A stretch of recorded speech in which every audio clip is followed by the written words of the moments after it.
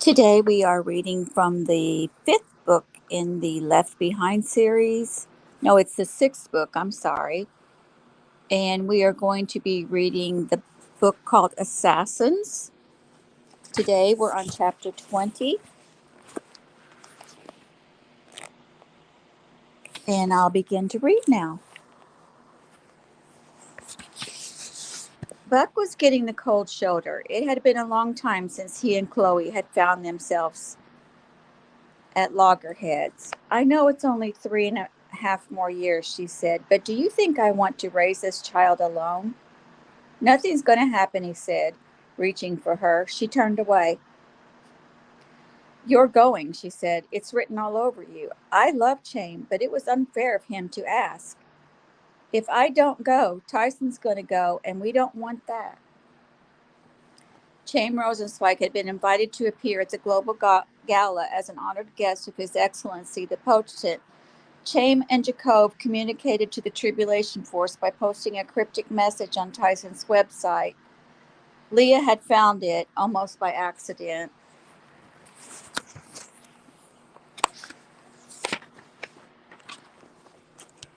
In this anything, is this anything? She asked Rayford late one night when the two were working at their computers in the kitchen. The initials aren't a coincidence, are they? She turned her laptop so he could see. The message was one of thousands posted on the site, most encouraging Dr. Ben Judah, some asking questions, some criticizing or threatening. Part of Leah's job was to monitor those and see if any required personal responses. Most didn't. This post stuck out due to its brevity and the unique initials. It read C B W, called J R Boss, signed H's. I don't know who J is or what H means, she said, but how many people know they can reach Cameron Buck Williams at this site? Or am I reading into it? Rayford studied it and summoned Buck. The three huddled in front of Leah's screen and stared. Buck suddenly stood. Jacob, he said. Pretty crafty. He's Hannelor's husband, and he wants to talk about Chaim. Buck checked his watch and phoned. It was 7 in the morning in Israel. Jacob was an early riser. He's been invited to the gala, Jacob said quickly. None of us thinks he should go. He has not been well, staying up all hours. He looks terrible. Talk him out of it.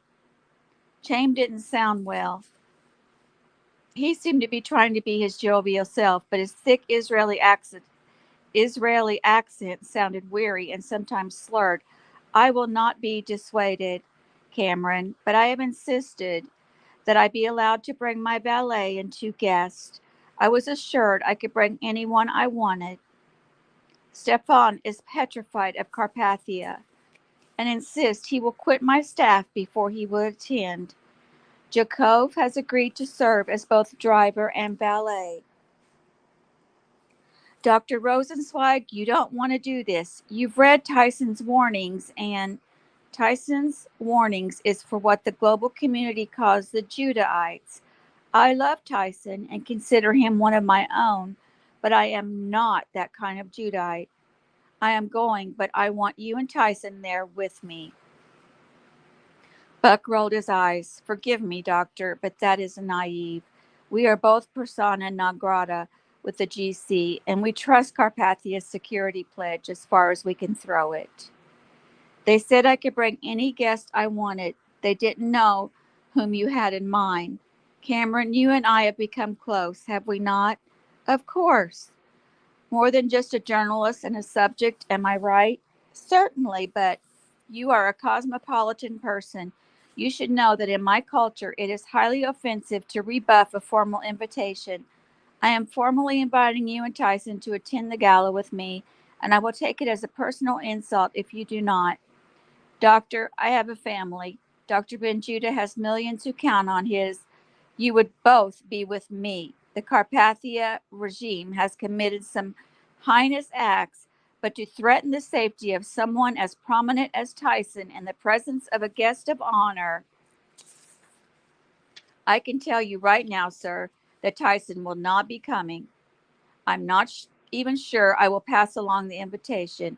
He would want to do what you ask because he loves you so, but it would be irresponsible of me to. Do you not love me also, Cameron? Yes, enough to tell you that this is. I will withdraw my invitation of Tyson if I know you will be there. Buck hesitated. I couldn't come under my own name anyway, and though I look different enough to get through customs, I can never appear with you if you are close to GC Brass. They would recognize me instantly. Chaim was silent for a moment. Then, I am very sad that two of my dearest friends who say they care deeply about me. Sir, don't. This is not becoming. You want me to come because you made me feel guilty. Is that fair? Are you thinking of me and my wife and my child? Rosenzweig, totally out of character, ignored Buck's mention of his family. What would Tyson say if you told him I might be ready to become a Judahite? Buck sighed. For one thing, he hates that term with a passion. You, of all people, should know Tyson well enough to know that this is not about him, not about his developing a following, and to dangle a decision about your eternal soul as a bargaining. Cameron, have I ever asked for anything? For years I have considered you a young man whose admiration for me is unwarranted but cherished.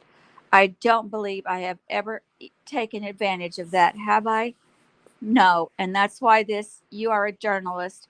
How can you not want to be here for this? Buck had no answer. In truth, he had wanted to attend since the moment he heard of the gala.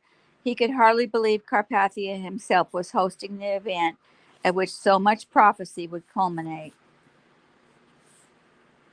But he had never seriously considered going. He had been encouraged by how easily he had traveled to and from Israel under an alias not long before. But Chloe Kinney, Tyson's stance on any believer attending, Buck considered it out of the question. Now Chaim had finally tapped into the core of Buck's being. Pagan or believer, single or married, childless or father, he had been a journalist for as long as he could remember. He had been curious as a child, nosy, his friends and family said, before he'd ever had a conduit through which he could publish his findings. His trademark was incisive eyewitness reporting, and he was never happier than when he was on a story, not hidden away in a safe house where all he could do was comment on previously published material. His hesitation seemed to feed Rosenzweig, as if he knew Buck had taken the bait, and now all the old man had to do was yank the line to set the hook. It's not that I don't want to be there, Buck said, weakly, hating the whine in his voice. Then you'll come? That would mean so much. That is not a decision I can make independently, Buck said, and he realized he had turned a corner. He had gone from a flat refusal to mulling a full-blown prospect that had to be decided. That is another distinction between our cultures, James said. A Middle Eastern man in his own person, charting his own course, not answerable to. I cannot be seen with you, Buck said. Just knowing you are there will warm me, Cameron, and surely we will be able to interact privately at some point. I will withdraw my formal invitation to Tyson, and I will not procrastinate about our spiritual discussions any longer. You don't need to wait for me for that, Doctor.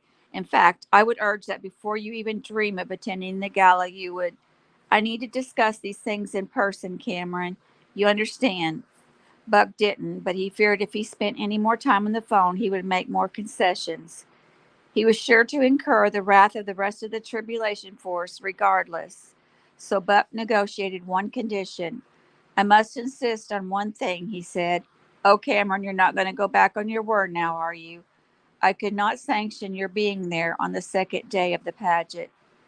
Chaim was silent, but Buck heard papers rustling in the background. It is a 5-day event, Rosenzweig said, Monday through Friday next week. Monday is the anniversary of the treaty. Nikolai wants me on the platform for that celebration.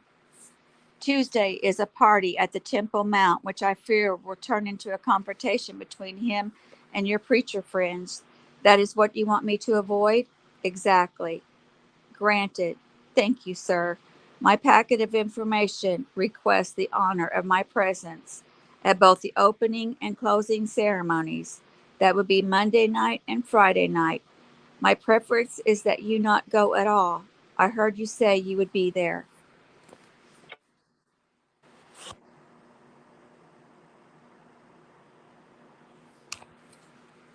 Annie and David had become even closer. He felt bad when she told him that sometimes she felt he appreciated her more as a co subversive than as one who loved him.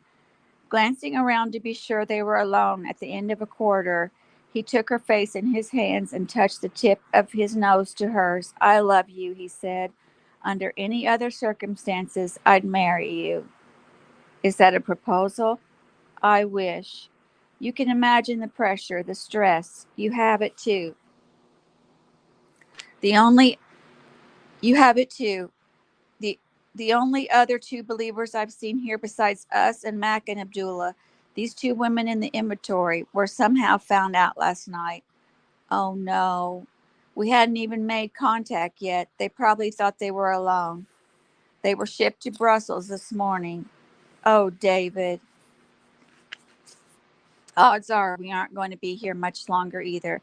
I don't know exactly when the mark requirement is coming, but we have to escape first.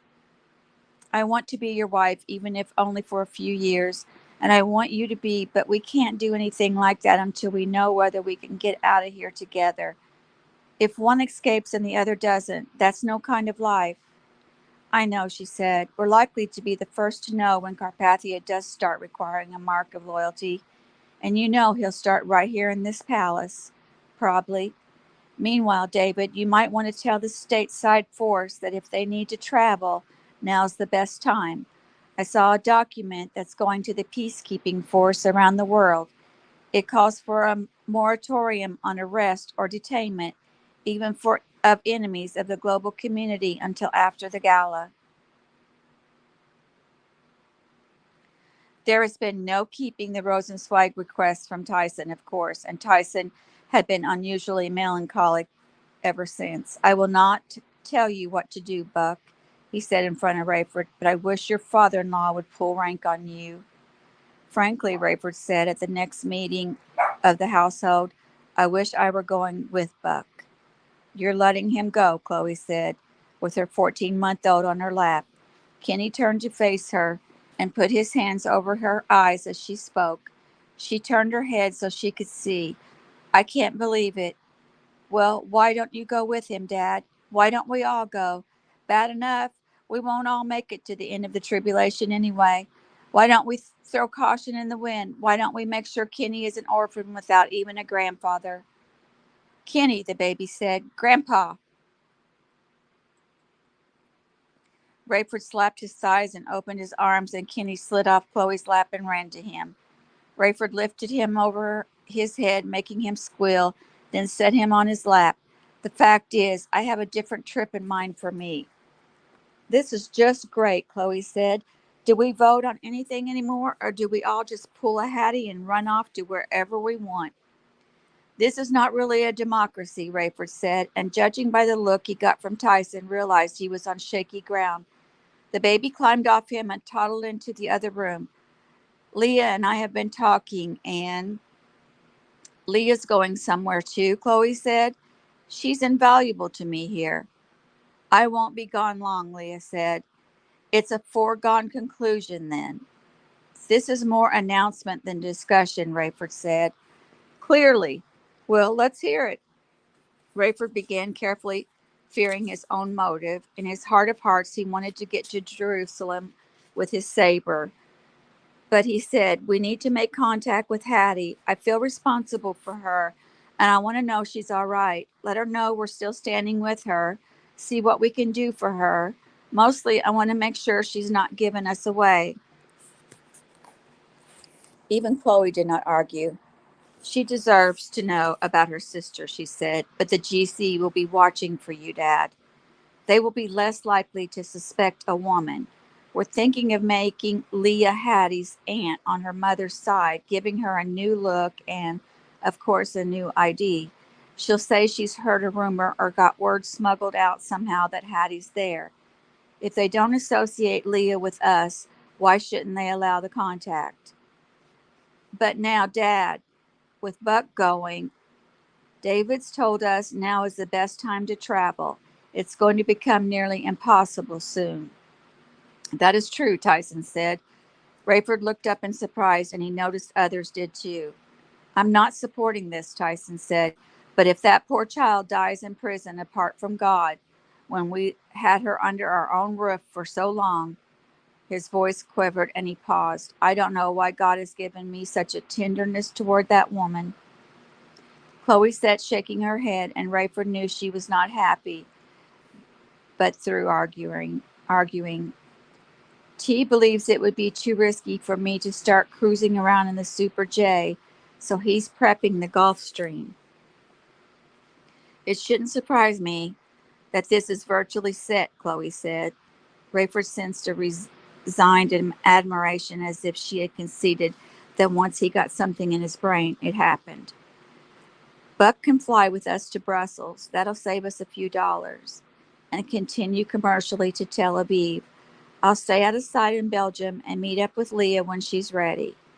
Maybe Buck could fly back with you too, Chloe said, depending on how long you want to wait for him in Brussels. Maybe, Rayford said. Would you prefer that? Would I prefer he fly home with my dad rather than taking his chances with a commercial system that is half what it used to be? Yes, I would prefer that. Of course, I prefer he not go, but short of that, humor me. The mood was festive on the Phoenix 216 when Mac and Abdullah took off Saturday morning for Israel with a full load. It seemed the entire Carpathia administration team was on board, and Nikolai was in his glory. Mac listened in as Leon clapped for attention and asked people to gather. Welcome, everyone, he said, and to our very special guest who selfishly bequeaths His Excellency this aircraft at a time of dire need.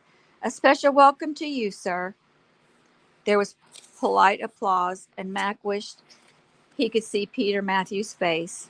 Would you care to say a word before His Excellency addresses us, Pontifex? Oh, why, yes, thank you, Commander. We at Enigma Babylon have looked forward to the gala with much anticipation. Israel is, as you know, one of the last areas to acquiesce to our ideals.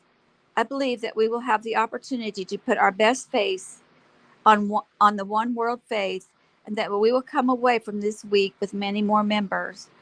I frankly relish opportunities to challenge dissonance, and with the two preachers and the history of the Judahite rallies here, this is a place to do just that. Good to be with you. Thank you, Supreme Pontiff, Leon said. Now, Your Excellency. Carpathia sounded ecstatic with expectation. My personal greetings and welcome to you all, he said. I believe you will one day look back on this coming week as the beginning of our finest hour. I know we have suffered the way the whole world has with the plagues and death, but the future is clear. We know what we have to do, and we will do it. Enjoy yourselves. It is a festival, a party. Personal individual freedom has never been more celebrated. And may I say, there are more places in Jerusalem than anywhere to indulge yourselves. Revel in the Epicurean and physical pleasures that appeal to you. Show the rest of the global community that they are allowed to pamper the flesh even after times of hardship and chaos. Let us ring in the new world with a festival like no one has ever seen. Many of you have been responsible for arranging entertainment and diversion, and for that I am grateful. I cannot wait to see the spectacle myself. Mac and Abdullah enjoyed private rooms next to each other in the palatial King David Hotel, where Carpathia had reserved 2 entire floors. The rest of the entourage stayed not far away in accommodations no less opulent. The 10 regional potentates would be honored at the GC Grand, another quarter-mile away. During the 2 days before the official opening of the gala, the cockpit crew were required to conduct tours of the 216 back in Tel Aviv. Early Monday morning, they helped arrange transport from Ben Gurion Airport to Jerusalem for the Potents and their extensive entourages. Mac worked with GC Security to offload the metal detectors David had put into the cargo hold, and these were set up on either side of the gigantic outdoor platform that had been erected not half a mile from the Temple Mount and the Wailing Wall.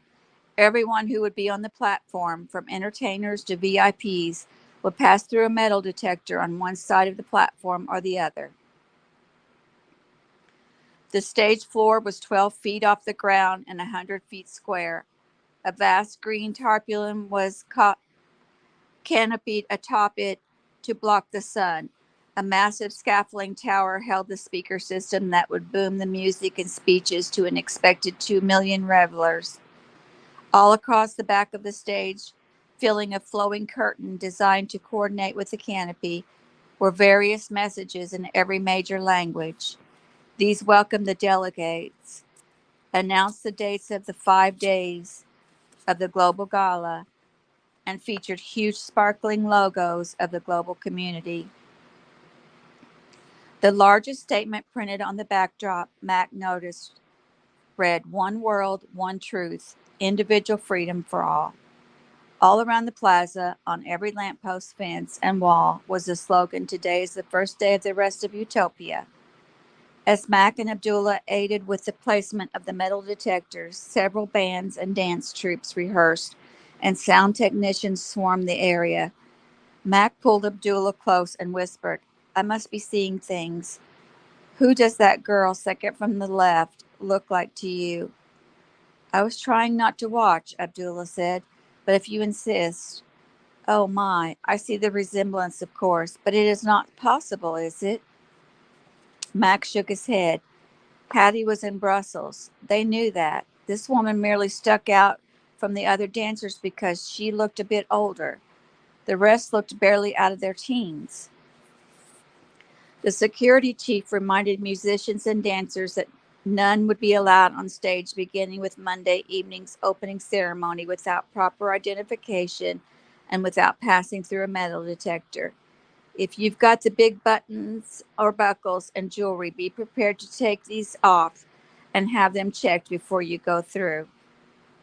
At a briefing of the security staff, Mac heard the chief instruct the teams of plainclothes guards who would work in shifts in front of the stage, particularly when the potent is at the microphone, he said. "Maintain your position. Let the audience move if you're blocking their vision. You stand in a semicircle, 8 at a time, 4 feet apart, hands clasped at your belt, eyes forward, no talking, no smiling, no gesturing. If you are summoned through your earpiece, do not respond orally, just do what you're told." Mac felt a deep sadness as he walked to a shuttle van that was to take him and Abdullah back to the King David. He glanced back at the stage from across a wide expanse of asphalt. Backed by deafening music, the dance troupe ended a lascivious routine. "This is the new world, Abdullah. This is individual freedom, sanctioned by the international government." "Celebrated even," Abdullah said. Suddenly he stopped and leaned against a fence. "Captain, these are the times when I long for heaven. I don't want to die, especially the way I have seen others' lives end. But to survive until the glorious appearing will be no easy thing." Mac nodded. "What happened to the Tuttles was awful," he said, "but they probably never knew what hit them. They woke up in heaven." Abdullah turned his face to the sun and a cloudless sky. "God forgive me if this is what I wished for, quick and painless." Mac could hear Eli and Moshe preaching from half a mile away, but couldn't make out their words.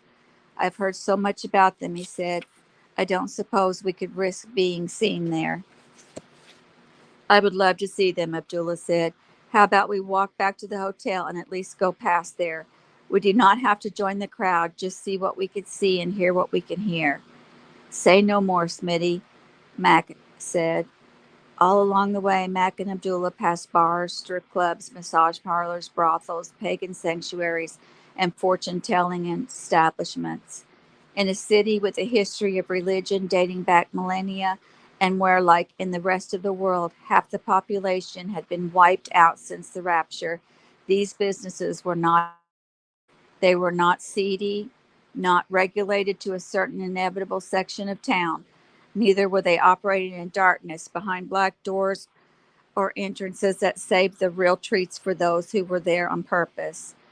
Rather, while the rest of the holy city seemed to crumble for neglect and lack of manpower, here were gleaming storefronts well lit and obvious to every eye, proudly exhibiting every perversion and fleshly evil known to man.